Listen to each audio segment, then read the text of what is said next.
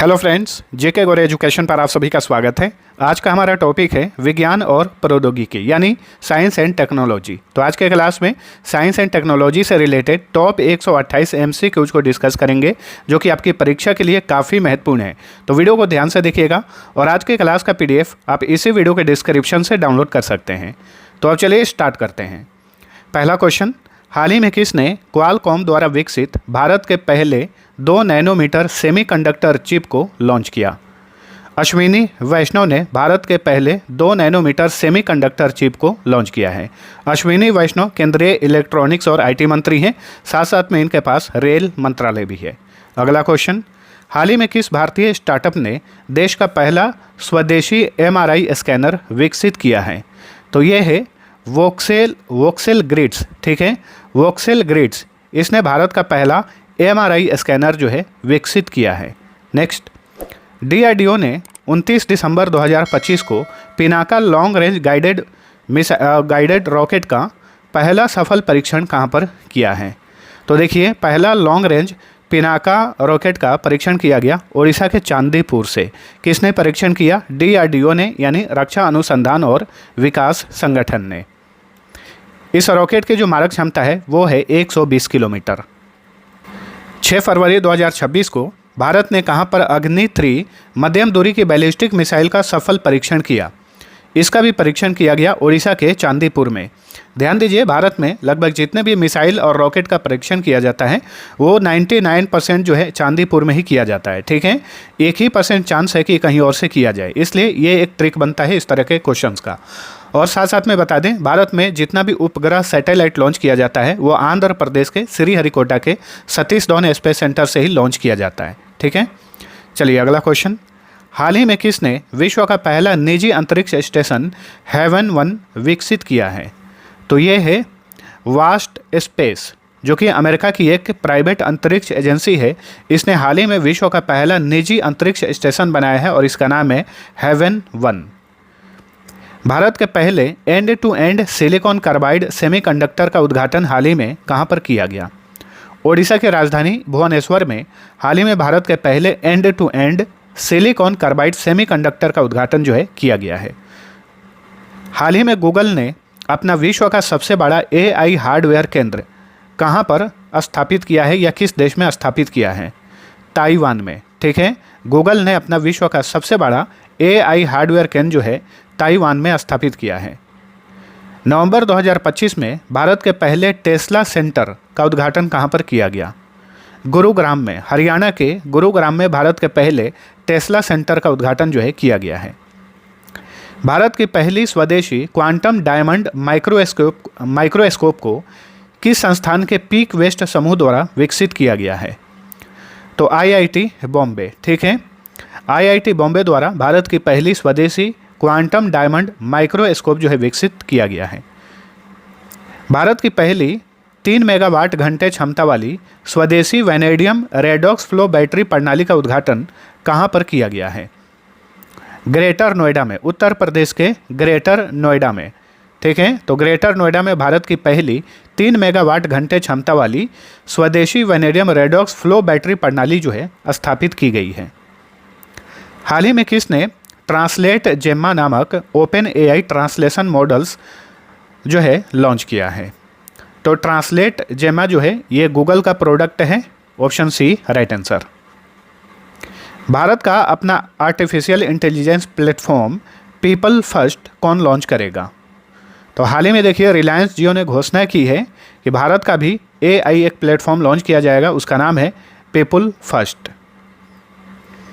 11 जनवरी 2026 को महाराष्ट्र के KK range में किसने man portable anti tank guided missile का सफल परीक्षण किया? DRDO ने, यानी रक्षा अनुसंधान और विकास संगठन ने हाल ही में महाराष्ट्र के KK रेंज में man portable anti tank guided missile का सफल परीक्षण किया। हाल ही में किस संस्थान के वैज्ञानिकों ने ठंडे परमाणुओं को, यानी कोल्ड एटम्स को बिना बाधित किए उनका घनत्व मापने की एक क्रांतिकारी तकनीक विकसित की है? तो रमन रिसर्च इंस्टीट्यूट के वैज्ञानिकों ने ये उपलब्धि हासिल की है। ये इंस्टीट्यूट बेंगलुरु में स्थित है। आमतौर पे किसी भी परमाणु का जब भी घनत्व मापा जाता है तो वो नष्ट हो जाता है, लेकिन वैज्ञानिकों ने ठंडे परमाणुओं यानी कोल्ड एटम्स को बिना बाधित किए, बिना उसे नुकसान पहुंचाए उसका घनत्व मापने की एक जो है तकनीक विकसित की है, और ये है इंस्टीट्यूट रमन रिसर्च इंस्टीट्यूट, जो कि बेंगलुरु में स्थित है। चलिए अगला क्वेश्चन। सड़क निर्माण के लिए बायो बिटुमेन का व्यावसायिक उत्पादन करने वाला दुनिया का पहला देश कौन बन गया है? भारत। ठीक है, सड़क निर्माण के लिए बायो बिटुमेन का व्यावसायिक उत्पादन करने वाला ये दुनिया का पहला देश बना है भारत। हाल ही में किस देश ने लॉदी नामक एक नया मिसाइल डिस्ट्रॉयर लॉन्च किया है?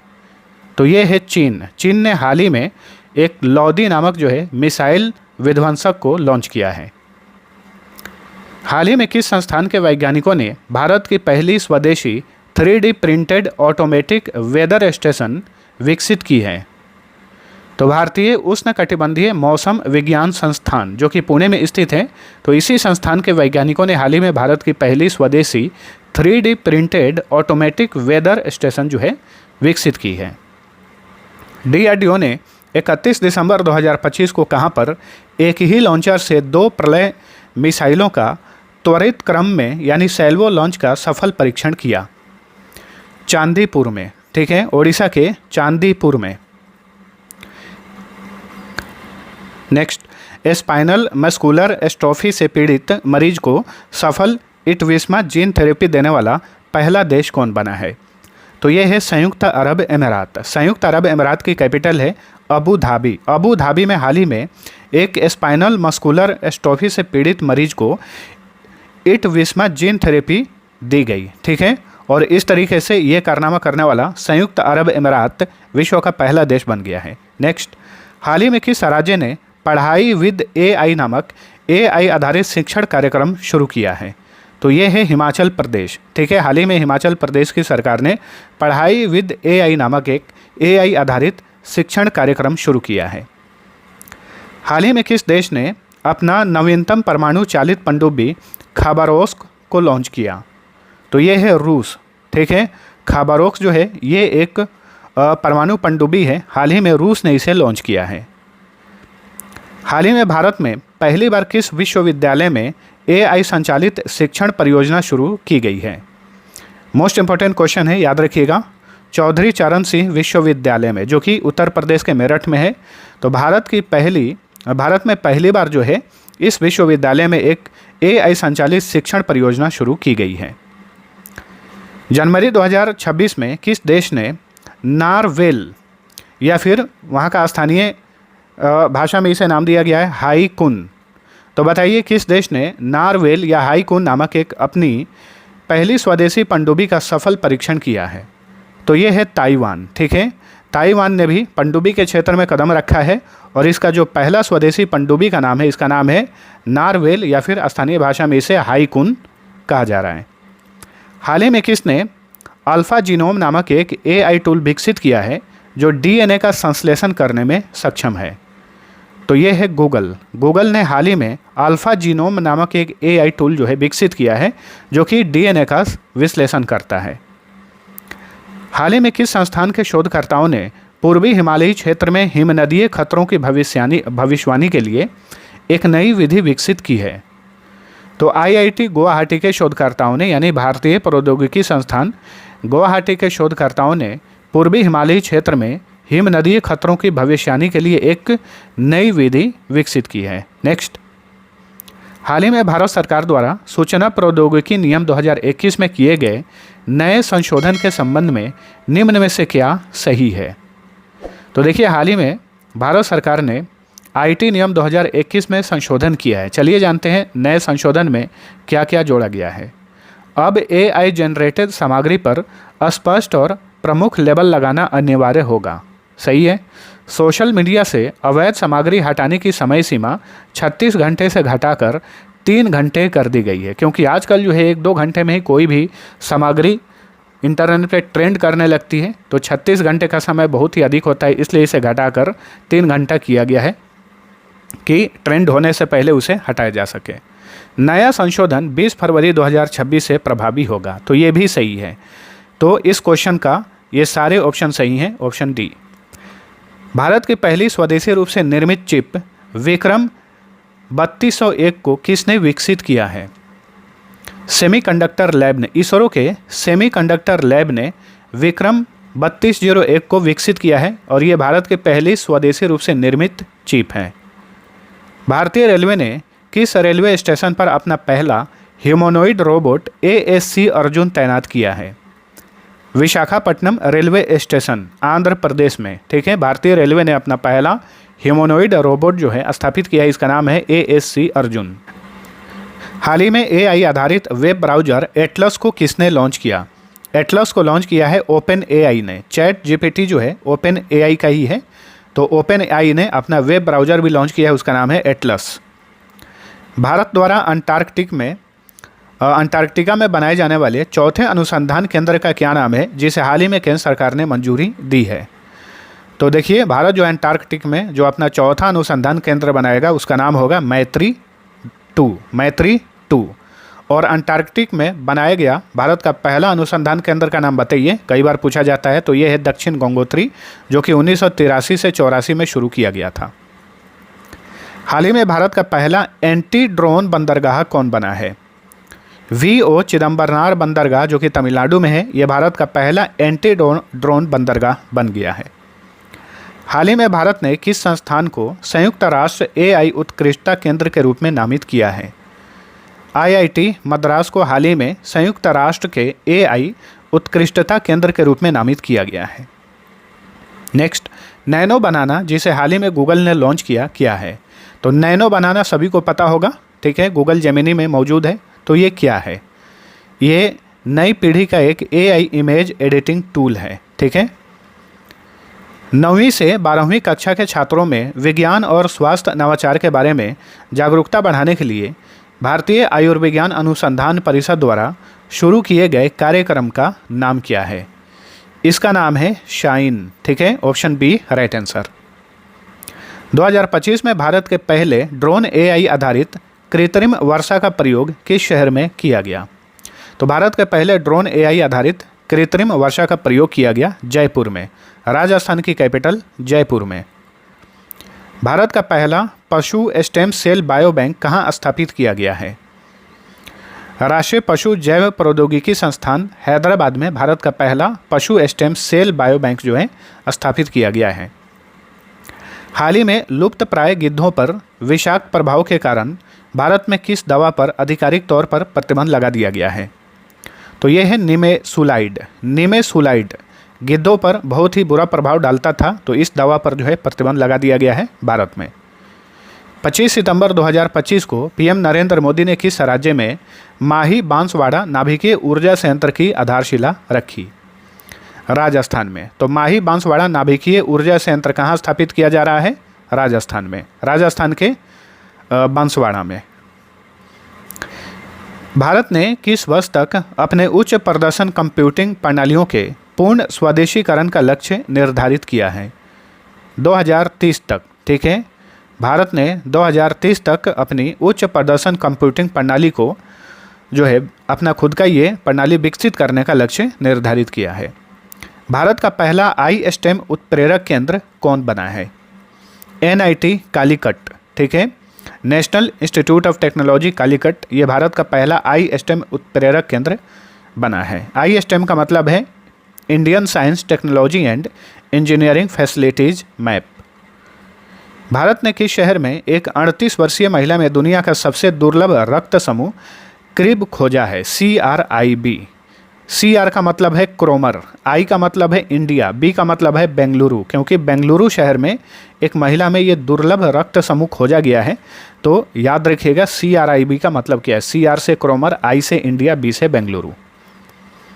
हाल ही में केंद्रीय मंत्री धर्मेंद्र प्रधान ने किसके द्वारा विकसित भारत के पहले AI आधारित लर्निंग ऐप टूटोज को लॉन्च किया? टूटोज को विकसित किया है IIT पलक्कड़ ने। ठीक है, धर्मेंद्र प्रधान केंद्रीय शिक्षा मंत्री हैं। भारत सरकार ने किस वर्ष तक अपनी परमाणु ऊर्जा क्षमता को 8 गीगावाट से बढ़ाकर 22 गीगावाट करने का लक्ष्य निर्धारित किया है? 2032 तक। ठीक है, भारत सरकार ने अपनी परमाणु ऊर्जा क्षमता को 8.8 गीगावाट से बढ़ाकर 22 गीगावाट करने का लक्ष्य रखा है 2032 तक। किस राज्य की सरकार ने वायु प्रदूषण से निपटने के लिए IIT कानपुर के साथ मिलकर क्लाउड सीडिंग प्रयोग शुरू किए हैं? तो दिल्ली की सरकार ने हाल ही में आईआईटी कानपुर के साथ मिलकर जो है प्रदूषण से निपटने के लिए क्लाउड सीडिंग प्रयोग जो है शुरू किया है। गूगल ने 2025 में अपनी किस वीडियो जनरेशन तकनीक को प्रमुखता से पेश किया विश्व भर में? तो वियो ये एक वीडियो जनरेशन तकनीक है जो कि गूगल का है, याद रखिएगा। हाल ही में भारत की पहली LNG diesel dual fuel demo train का शुभारंभ कहाँ पर किया गया? अहमदाबाद में, गुजरात के अहमदाबाद में भारत की पहली diesel dual fuel demo train का जो है शुभारंभ किया गया। नेक्स्ट, 19 से 20 दिसंबर 2025 को क्षेत्रीय एआई इम्पैक्ट कॉन्फ्रेंस की मेजबानी किस राज्य ने की? तो क्षेत्रीय AI artificial intelligence impact conference की मेजबानी की ओडिशा राज्य ने, ऑप्शन बी। नेक्स्ट, वर्ष 2028 में किसने भारत की पहली निजी सैटेलाइट इंटरनेट सेवा शुरू करने की घोषणा की है? अनंत टेक्नोलॉजीज़ ने, जो कि हैदराबाद में स्थित है, इसने 2028 में भारत का पहला निजी सैटेलाइट इंटरनेट सेवा शुरू करने की घोषणा की है। भारत की पहली क्वांटम कंप्यूटिंग वैली कहाँ स्थापित की जा रही है? आंध्र प्रदेश के अमरावती में भारत की पहली क्वांटम कंप्यूटिंग वैली स्थापित की जा रही है। भारत की पहली एआई संचालित आंगनवाड़ी का उद्घाटन कहाँ पर किया गया है? तो वडधामना गांव में, ठीक है, महाराष्ट्र में स्थित है वडधामना गांव। यहीं पर भारत की पहली एआई संचालित आंगनवाड़ी का उद्घाटन किया गया। हाल ही में भारत ने किस नाम से अपनी पहली जीनोम संपादित चावल की किस्में विकसित की है? तो ये चावल की किस्मों के नाम है DRR धान 100 कमला, इसे कमला कहा जा रहा है। पूसा DST चावल 1, ठीक है। तो ये भारत की अपनी पहली जीनोम संपादित चावल की ये 2 किस्में हैं। एक एग्जाम्स में ये क्वेश्चन पूछ लिया था डायरेक्ट, याद रखिएगा। हाल ही में भारत सरकार ने भारत का पहला AI वृहद भाषा मॉडल तैयार करने के लिए किसके साथ समझौता किया है? सर्वम AI के साथ समझौता किया है। सर्वम AI जो है ये बेंगलुरु में स्थित है। हाल ही में किस संस्थान के शोधकर्ताओं ने कीटाणुओं से लड़ने के लिए एक ऐसे होस्ट प्रोटीन की खोज की है जो कीटाणुओं द्वारा शरीर को बीमार करने से पहले ही निष्क्रिय कर देते हैं? तो ये है IIT बॉम्बे, ठीक है। IIT बॉम्बे के शोधकर्ताओं ने एक ऐसा होस्ट प्रोटीन बनाया है जो कीटाणुओं द्वारा शरीर को बीमार करने से पहले ही उस कीटाणु को ये निष्क्रिय कर देता है। हाल ही में किस देश के वैज्ञानिकों ने डायर वुल्फ नामक प्राचीन भेड़िए की प्रजाति को फिर से जीवंत किया है? अमेरिका ने, ठीक है, अमेरिका के वैज्ञानिकों ने। किस राज्य की सरकार ने हाल ही में आपदा जोखिम प्रणाली कवचम लॉन्च किया है? कवचम को लॉन्च किया है केरल ने। कवचम क्या है? तो ये एक आपदा जोखिम प्रणाली है। हाल ही में किसने जेम्मा 3 नामक AI मॉडल लॉन्च किया है? गूगल ने, ठीक है। जेम्मा 3 नामक AI मॉडल लॉन्च किया है गूगल ने। तो ट्रांसलेट जेम्मा, जेमिनी, जेम्मा 3 ये सारे गूगल के प्रोडक्ट हैं, याद रखिए। किस संस्थान ने हाल ही में भारतीय रेलवे के सहयोग से भारत का पहला हाइपरलूप परीक्षण ट्रैक लॉन्च किया है? IIT मद्रास ने, ठीक है। हाल ही में IIT मद्रास ने भारतीय रेलवे के सहयोग से भारत का पहला हाइपरलूप परीक्षण ट्रैक जो है लॉन्च किया है। निम्न में से किस अंतरिक्ष एजेंसी ने 2025 में एथेना चंद्र मिशन लॉन्च किया? एथेना चंद्र मिशन किसका है? तो ये नासा का मिशन है, अमेरिकन अंतरिक्ष एजेंसी नासा का। नासा का हेडक्वार्टर कहाँ पर है? वाशिंगटन DC में है। चलिए अगला क्वेश्चन। गूगल ने भारत में अपना सबसे बड़ा कार्यालय अनंता कहाँ पर स्थापित किया है? बेंगलुरु में, कर्नाटक की कैपिटल बेंगलुरु में गूगल ने भारत में अपना सबसे बड़ा कार्यालय खोला है, इसका नाम है अनंता। हाल ही में किस कंपनी ने भारत की पहली हाइड्रोजन ट्रांसपोर्ट पाइप विकसित की है? टाटा स्टील ने, ठीक है। टाटा स्टील ने भारत की पहली हाइड्रोजन ट्रांसपोर्ट के लिए एक यूनिक पाइप विकसित की है। हाल ही में किस कंपनी ने गुजरात के जामनगर में दुनिया का सबसे बड़ा AI डेटा सेंटर बनाने की घोषणा की है? रिलायंस इंडस्ट्री, ठीक है। रिलायंस इंडस्ट्री गुजरात के जामनगर में दुनिया का सबसे बड़ा AI डेटा सेंटर स्थापित करेगा। हाल ही में किस संस्थान ने अपनी पहली हरित प्रणोदन प्रणाली व्योम 2U का सफल परीक्षण किया है? IIT बॉम्बे ने, ठीक है। तो तो व्योम 2U क्या है? ये एक हरित प्रणोदन प्रणाली है जो कि रॉकेट वगैरह में इस्तेमाल होता है। तो इसका परीक्षण किया है IIT बॉम्बे ने। किस स्पेस एजेंसी ने हाल ही में रॉकेट मोटर्स के लिए दुनिया का सबसे बड़ा सॉलिड प्रोपेलेंट मिक्सर विकसित किया है? तो भारतीय अंतरिक्ष एजेंसी इसरो ने, ठीक है, इसरो जिसका हेडक्वार्टर बेंगलुरु में है, इसने हाल ही में रॉकेट मोटर्स के लिए दुनिया का सबसे बड़ा सॉलिड प्रोपेलेंट मिक्सर जो है बनाया है। हाल ही में किस कंपनी ने माजोराना 1 नामक अपनी पहली क्वांटम कंप्यूटिंग चिप लॉन्च की है? माइक्रोसॉफ्ट ने, ठीक है, माइक्रोसॉफ्ट का ये क्वांटम कंप्यूटिंग चिप है, इसका नाम है माजोराना 1। हाल ही में स्वयान पहल के तहत ड्रोन एप्लीकेशन और रिसर्च के लिए राष्ट्रीय नवाचार चुनौती यानी निडार किस मंत्रालय ने शुरू की है? तो निडार एक पहल है जो कि स्वयान पहल के तहत ये शुरू किया गया है, केंद्रीय इलेक्ट्रॉनिक्स और सूचना प्रौद्योगिकी मंत्रालय के द्वारा। भारत सरकार ने किन 2 तरह की मेडिकल सप्लाई की उपलब्धता को ट्रैक करने के लिए एक डिजिटल प्लेटफॉर्म जूविन लॉन्च किया है? तो एंटी रेबीज टीका और एंटी स्नेक वेनम को ट्रैक करने के लिए जो प्लेटफॉर्म लॉन्च किया गया है, इसका नाम है जूविन। नेक्स्ट, 20 अगस्त 2025 को भारत ने कहां पर MIRV तकनीक के साथ इंटरकंटिनेंटल बैलिस्टिक मिसाइल अग्नि 5 का सफल परीक्षण किया है? तो भारत का सबसे ज़्यादा पावरफुल मिसाइल है ये अग्नि 5 बैलिस्टिक मिसाइल। इसकी मारक क्षमता 5000 किलोमीटर से अधिक है, ठीक है, और ये परमाणु हथियार ले जाने में सक्षम भी है। वैसे इसका परीक्षण बहुत पहले भी किया जा चुका है, लेकिन समय समय पर परीक्षण किया जाता है। पिछली बार 20 अगस्त 2025 को इसका सफल परीक्षण किया गया ओडिशा के चांदीपुर में, याद रखिए। मई 2025 में पाकिस्तान द्वारा किए गए हमलों के दौरान भारत ने ड्रोन और मिसाइलों को रोकने के लिए किस मिसाइल रक्षा प्रणाली का उपयोग किया था? S-400 जो है ये एक मिसाइल रक्षा प्रणाली है जो कि भारत ने रूस से खरीदी है, तो इसी का इस्तेमाल किया गया।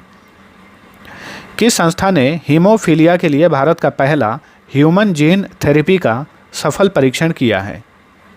तो institute for stem cell science and regenerative medicine ने, जो कि बेंगलुरु में स्थित है, इसी ने हाल ही में हीमोफीलिया के लिए भारत का पहला ह्यूमन जीन थेरेपी का सफल परीक्षण किया है। इंपॉर्टेंट क्वेश्चन है। किस देश ने हाल ही में दुनिया का पहला commercial 10 gigabit broadband network launch किया है? तो ये है चीन, ठीक है। चीन ने हाल ही में दुनिया का पहला कमर्शियल यानी व्यावसायिक 10 गीगाबिट ब्रॉडबैंड नेटवर्क लॉन्च किया है। दोस्तों, आज का ये क्लास आप सभी को पसंद आता है तो लाइक और शेयर जरूर करना। लाइक के राइट साइड में आप देखते जाएंगे हाइप का बटन होगा, तो ज़्यादा से ज़्यादा हाइप बटन भी दबा देना, ठीक है। बस इतना सा आपकी तरफ से हमें भी सपोर्ट चाहिए रहता है। आप लाइक करते हैं तो हमें भी मोटिवेशन मिलता है, तो लाइक ज़रूर करिए। चलिए अगला क्वेश्चन देखते हैं। अंतर्राष्ट्रीय अंतरिक्ष स्टेशन पर जाने वाले पहले भारतीय कौन बन गए हैं? Most important question. तो ये हैं शुभांशु शुक्ला, जो कि उत्तर प्रदेश के रहने वाले हैं। इंटरनेशनल स्पेस स्टेशन पर जाने वाले पहले भारतीय बन गए हैं, ठीक है। और अंतरिक्ष में जाने वाले ये दूसरे भारतीय बने हैं राकेश शर्मा के बाद। और इसी वजह से ध्यान रखिएगा 2026 में इन्हें एक बहुत ही बड़ा पुरस्कार दिया गया है, अशोक चक्र दिया गया है। अशोक चक्र ये शांत काल में दिया जाने वाला भारत का सबसे बड़ा वीरता पुरस्कार है। तो ये जो शुभांशु शुक्ला ISS पर गए हुए थे, किस मिशन के तहत गए थे? एक्सियोम 4 मिशन के तहत गए थे। ये मिशन जो है नासा और SpaceX का मिशन है। भारत का सबसे भारी संचार उपग्रह का क्या नाम है, जिसे इसरो ने 2 नवंबर 2025 को श्रीहरिकोटा से लॉन्च किया? CMS-03, ठीक है। CMS का मतलब है कम्युनिकेशन सैटेलाइट, यानी ये एक संचार उपग्रह है। तो CMS-3 जो कि ये भारत का अब तक का सबसे भारी संचार उपग्रह है, इसे हाल ही में 2 नवंबर को लॉन्च किया गया। इससे रिलेटेड 2-3 पॉइंट्स याद रखना है। CMS-3 उपग्रह को 2 नवंबर 2025 को आंध्र प्रदेश के श्रीहरिकोटा के सतीश धवन स्पेस सेंटर से LVM-3 M5 रॉकेट से लॉन्च किया गया। इस रॉकेट को बाहुबली रॉकेट भी कहा जाता है और ये भारत का सबसे भारी संचार उपग्रह है। इसका वजन लगभग 4400 किलोग्राम है। चलिए अगला क्वेश्चन। भारत के पहले मानव अंतरिक्ष मिशन गगनयान को किस वर्ष लॉन्च करने की योजना है? 2027 में, ठीक है। कई बार गगनयान मिशन का जो है डेट आगे पीछे हुआ है, लेकिन 2027 में एक रिपोर्ट के अनुसार इसे लॉन्च किए जाने की घोषणा है, मतलब योजना है। चलिए अगला क्वेश्चन। इसरो ने 24 दिसंबर 2025 को दुनिया के सबसे बड़े कमर्शियल संचार उपग्रह को लॉन्च किया। उस उपग्रह का नाम बताइए। तो इसका नाम है ब्लू बर्ड ब्लॉक 2। ठीक है, अभी देखिए हमने जो पढ़ा है CMS-03 वो भारत का अपना सबसे भारी संचार उपग्रह है, लेकिन ये जो हम पढ़ रहे हैं इसरो ने जो ब्लू बर्ड ब्लॉक 2 लॉन्च किया है, ये भी एक संचार उपग्रह है और ये दुनिया का सबसे बड़ा कमर्शियल संचार उपग्रह है। लेकिन ये भारत का उपग्रह नहीं है, ये एक अमेरिकन संचार उपग्रह है। ठीक है, याद रखिएगा। इसे LVM-3 M6 रॉकेट से श्रीहरिकोटा के सतीश धवन स्पेस सेंटर से लॉन्च किया गया। इस उपग्रह का वजन है, ब्लू बर्ड ब्लॉक 2 का वजन है लगभग 6100 किलोग्राम से 6500 किलोग्राम के बीच में, और जिससे ये भारतीय मिट्टी से लॉन्च किया गया अब तक का सबसे भारी उपग्रह है। ब्लू बर्ड ब्लॉक 2 जो है पृथ्वी के लो अर्थ ऑर्बिट में तैनात होने वाला दुनिया का सबसे बड़ा कमर्शियल सैटेलाइट भी, मतलब कमर्शियल संचार सैटेलाइट भी बन गया है। नेक्स्ट, कौन सा भारतीय अंतरिक्ष स्टार्टअप दुनिया का पहला multi sensor earth observation satellite mission दृष्टि लॉन्च करेगा? इसे लॉन्च करेगा गैलेक्स आई। ठीक है, तो ऑप्शन सी राइट आंसर।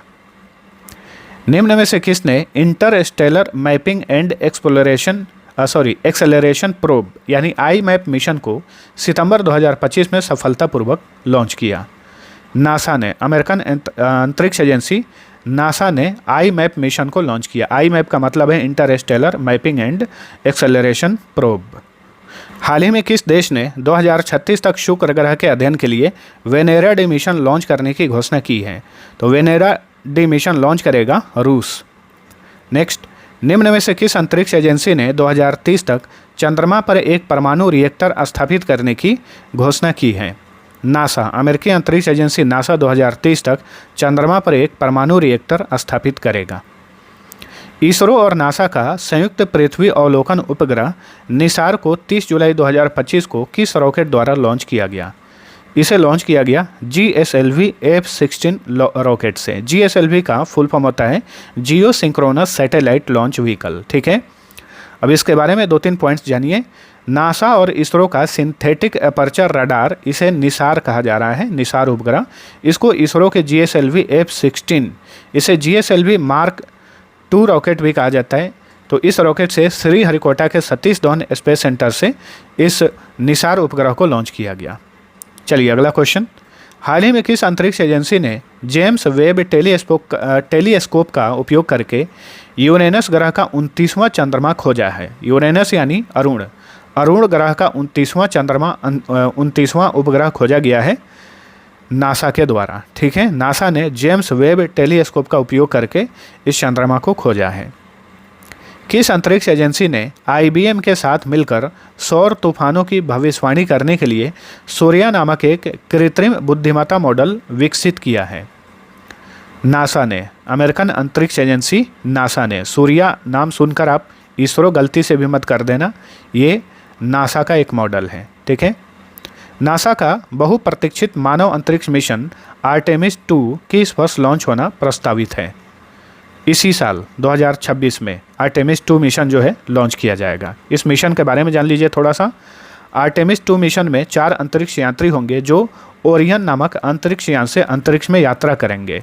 ये मिशन 1972 में अपोलो 17 के बाद पहला मानव मिशन होगा जो निम्न पृथ्वी कक्षा से आगे जाएगा, अर्थात चंद्रमा से 5000 समुद्री मील से अधिक दूरी तक जाएगा, जो अब तक की सबसे दूर मानव यात्रा होगी। अगला क्वेश्चन। 29 जनवरी 2025 को इसरो के ऐतिहासिक 100वें मिशन के तहत किस उपग्रह को लॉन्च किया गया? इसरो का 100वां मिशन कौन सा था? NVS-02। ठीक है, नेविगेशन सैटेलाइट है ये। NVS का मतलब ही है नेविगेशन सैटेलाइट। तो इसरो के 100वें मिशन के तहत NVS-2 सैटेलाइट को लॉन्च किया गया। किस रॉकेट से? GSLV F-15 रॉकेट से। ठीक है, श्रीहरिकोटा के सतीश धवन स्पेस सेंटर से। NVS-2 उपग्रह भारतीय क्षेत्रीय नेविगेशन उपग्रह प्रणाली यानी नाविक का दूसरी पीढ़ी का यह उपग्रह है। दिसंबर 2025 में माइकेला बेंट हाउस अंतरिक्ष में जाने वाली पहली व्हील चेयर यूजर बन गई। वह किस देश की हैं? जर्मनी की हैं माइकेला बेंट हाउस अंतरिक्ष में जाने वाली ये पहली व्हील चेयर उपयोगकर्ता बनी है। हाल ही में किस अंतरिक्ष एजेंसी ने रेस्पॉन्ड बास्केट 2025 नामक पहल शुरू की है? इसरो ने, भारतीय अंतरिक्ष एजेंसी इसरो ने रेस्पॉन्ड बास्केट नामक जो है पहल शुरू की है। दोस्तों, आप किसी भी परीक्षा की तैयारी करते हैं उसके लिए हमने जीके जीएस का अलग अलग विषय का चैप्टर वाइज ई बुक तैयार किया है और ये ई बुक रिवीजन के उद्देश्य से तैयार किया गया है। एग्जाम नज़दीक हो तो आप तेज़ी से रिवीजन कर सकते हैं इस ई बुक को पढ़कर। सभी का लिंक इसी वीडियो के डिस्क्रिप्शन में मिल जाएगा। बहुत ही कम राशि पेड करके आप इन पीडीएफ को ले सकते हैं। बहुत ही हेल्प करेगा ये पीडीएफ, मैंने खुद तैयार किया है। क्रमवार प्रश्नों को हमने रखा है ताकि आप तेज़ी से रिविज़न कर पाएँ। और आज के क्लास का पीडीएफ फ्री में मिल जाएगा, उसका भी लिंक डिस्क्रिप्शन में दिया हुआ है। चलिए अगला क्वेश्चन है, NASA international space app challenge 2025 में कहाँ की फोटोनिक्स ओडिसी टीम ने मोस्ट इंस्पिरेशनल अवार्ड जीता है? चेन्नई की टीम है ये फोटोनिक्स ओडिसी टीम। इसने हाल ही में नासा ने जो इंटरनेशनल स्पेस ऐप्स चैलेंज जो है ये आयोजित किया था उसमें इसने मोस्ट इंस्पिरेशनल अवार्ड जीता। अगला क्वेश्चन, हाल ही में भारत की राशि जैन और योगेश वार्डदेकर ने किस टेलीस्कोप की मदद से एक सर्पिलाकार आकाशगंगा की खोज की है जिसका नाम उन्होंने अलकनंदा रखा है? इन्होंने जेम्स वेब स्पेस टेलीस्कोप का इस्तेमाल किया। ठीक है। इसरो के चेयरमैन वी नारायणन ने हाल ही में कहाँ पर Anant centre of excellence for navigation का उद्घाटन किया, जो भारत का पहला निजी क्षेत्र का नेविगेशन नवाचार केंद्र है? तो ये याद रखिएगा कि भारत का पहला निजी क्षेत्र का नेविगेशन नवाचार केंद्र कहाँ स्थापित किया गया है? केरल की राजधानी तिरुवनंतपुरम में। ठीक है। इसका नाम है Anant centre of excellence for navigation. इसका उद्घाटन किए इसरो के चेयरमैन वी नारायणन। तिरुवनंतपुरम में भारत का पहला निजी क्षेत्र का नेविगेशन नवाचार केंद्र Anant centre of excellence for navigation किसने स्थापित किया? इसे स्थापित किसने किया है? तो अनंत टेक्नोलॉजीज ने स्थापित किया है। हाल ही में देश का पहला निजी ऑर्बिटल रॉकेट विक्रम-1 किसने विकसित किया है? तो ये है स्काई रूट एरोस्पेस, जो कि हैदराबाद में स्थित है। इसने भारत का पहला निजी ऑर्बिटल रॉकेट बनाया है। इसका नाम रखा है विक्रम-1। सैटेलाइट इंटरनेट प्रदान करने के लिए प्रोजेक्ट कुइपर किसने लॉन्च किया है? प्रोजेक्ट कुइपर जो है अब इसका नया नाम प्रोजेक्ट लियो है। तो ध्यान रखिएगा, अगर प्रोजेक्ट लियो पूछ दे तो कंफ्यूज नहीं होना है। तो ये है अमेजन का ये मिशन है प्रोजेक्ट लियो। ठीक है। जो कि सेम स्टारलिंक के जैसा ही सैटेलाइट इंटरनेट सेवा प्रदान करता है ये, लेकिन ये प्रोजेक्ट लियो जो है अमेजन का है और स्टारलिंक किसका है? एलन मस्क का है।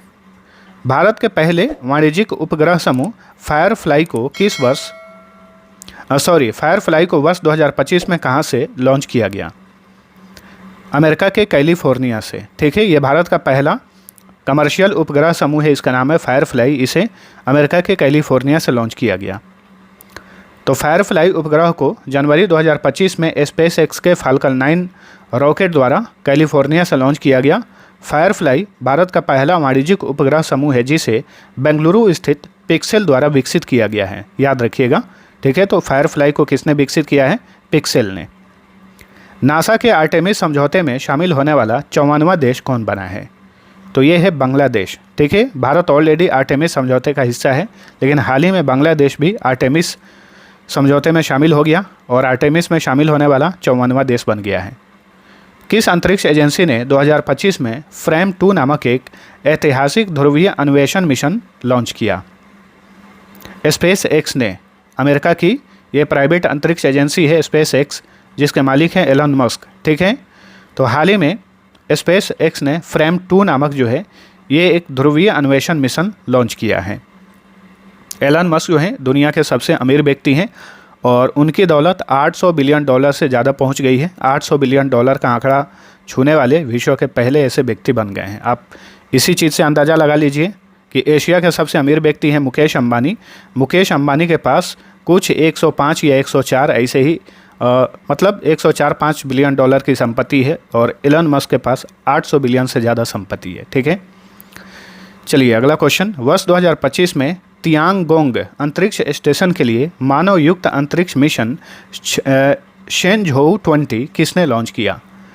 तो चीन ने लॉन्च किया। ठीक है, शेनझोउ 20 मिशन को चीन ने लॉन्च किया।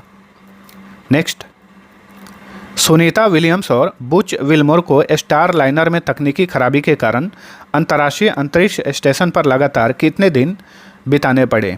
काफ़ी सुर्खियों में रहे थे, तो ये लगातार कितने दिन तक अंतरिक्ष स्टेशन पे रहे? 286 दिनों तक। और ये अपने आप में एक रिकॉर्ड है कि लगातार इतने दिनों तक कोई व्यक्ति जो है इंटरनेशनल स्पेस स्टेशन पे लगातार रहा।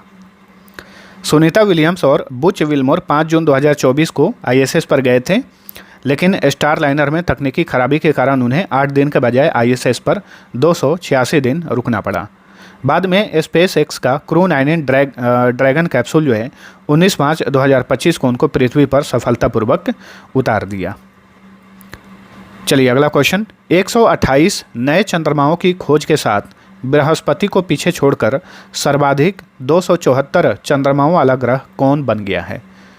तो ये है शनि ग्रह यानी सैटर्न। ठीक है, सबसे अधिक चंद्रमा के मामले में जुपिटर को इसने पीछे छोड़ दिया है। अब सैटर्न ग्रह का कुल कितना चंद्रमा हो गया है खुद का? मून कितना हो गया है? 274। किस अंतरिक्ष एजेंसी ने वर्ष 2025 में अंतरिक्ष में पहली बार काली आंखों वाली मटर के बीजों को सफलतापूर्वक अंकुरित किया? तो ये है अपना इसरो, भारत की अंतरिक्ष एजेंसी इसरो ने अंतरिक्ष में पहली बार जो है काली आंखों वाली मटर के बीजों को सफलतापूर्वक अंकुरित किया। नेक्स्ट, किस देश ने वर्ष 2025 में मिचिबिकी 6 नामक नेविगेशन उपग्रह को सफलतापूर्वक लॉन्च किया? जापान ने। जापान का ये नेविगेशन उपग्रह है मिचिबिकी 6। एस्पाडेक्स मिशन के तहत किस देश ने 2025 में अपना पहला अंतरिक्ष डॉकिंग हासिल किया? वेरी इंपॉर्टेंट क्वेश्चन है। तो ये है भारत। ठीक है, इसके बारे में और भी जानिए इंपॉर्टेंट फैक्ट्स। एस्पाडेक्स इसका फुल फॉर्म है स्पेस डॉकिंग एक्सपेरिमेंट। ठीक है, तो एस्पाडेक्स मिशन के तहत भारत ने जनवरी 2025 में सफलतापूर्वक अपना पहला अंतरिक्ष डॉकिंग हासिल किया। इसरो ने इस अंतरिक्ष डॉकिंग में 2 उपग्रहों SDX-01 जिसका नाम चेजर है और STX-02 इसका नाम लक्ष्य है, इसको पृथ्वी की निचली कक्षा में सफलतापूर्वक जोड़ा और अलग किया। डॉकिंग का मतलब है 2 उपग्रहों को साथ में जोड़ देना और फिर उसे अलग करना। ठीक है, और भारत ने ऐसा किया। इसी के साथ भारत अंतरिक्ष में डॉकिंग करने वाला विश्व का चौथा देश बन गया है, अमेरिका, रूस, चीन के बाद। नेक्स्ट, हाल ही में किसने सफलतापूर्वक पहला निजी क्षेत्र का व्यावसायिक रॉकेट PSLV XL निर्मित किया है? तो HAL L&T कंसोर्टियम ने, हिंदुस्तान एरोनॉटिक्स लिमिटेड और लार्सन एंड टुब्रो कंसोर्टियम ने। ठीक है, PSLV XL बनाया है। PSLV का फुल फॉर्म होता है पोलर सैटेलाइट लॉन्च व्हीकल।